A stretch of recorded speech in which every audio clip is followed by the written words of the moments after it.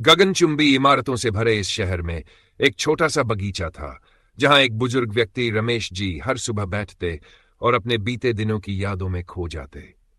उनका जीवन अकेलेपन से भरा था, क्योंकि उनका बेटा विदेश में बस चुका था और पत्नी कई साल पहले उन्हें छोड़कर जा चुकी थी। इस बगीचे में एक नन्ही चिड़िया, जिसे रमेश जी प्यार से चिक्की बुलाते थे, हर दिन उनके पास आती। वह रोज उनके कंधे पर बैठती, उनकी आंखों में झांकती और अपनी मीठी चहक से उनका दिल बहलाती। रमेश जी भी हमेशा अपने टिफिन से उसके लिए कुछ न कुछ निकाल कर रख देते। यह अनोखा रिश्ता बिना शब्दों के था, पर इसमें ढेर सारा प्यार था। एक दिन बहुत तेज बारिश हुई। पूरी रात तूफान आया और सुबह जब रमेश जी बगीचे में पहुंचे तो उन्होंने देखा कि चिक्की जमीन पर गिरी हुई थी। उसके पंख भीग चुके थे और वह उड़ने की हालत में नहीं थी। रमेश जी ने उसे तुरंत अपनी हथेलियों में उठाया और घर ले गए। उन्होंने उसे प्यार से तौलिए में लपेटकर गर्मी दी और हल्का सा दाना खिलाया।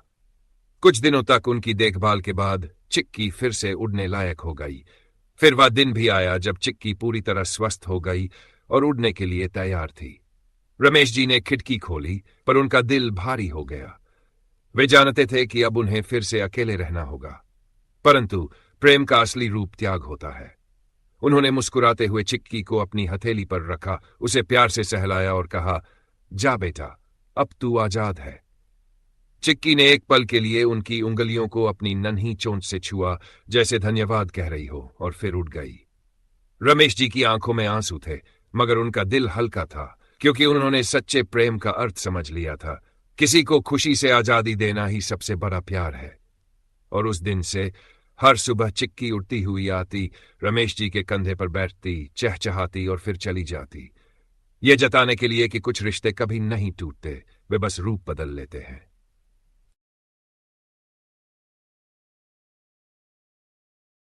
अगर हमारी ये कहानी लगी हो दिल के पास, तो कर दो लाइक, एक प्यार भरा एहसास।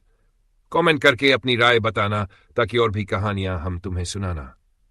शेयर करो अगर लगे ये खास, हर दिल तक पहुंचे हमारी ये बात। सब्सक्राइब कर लो, मत करना भूल, रोज सुनाएंगे किस्से जो छू ले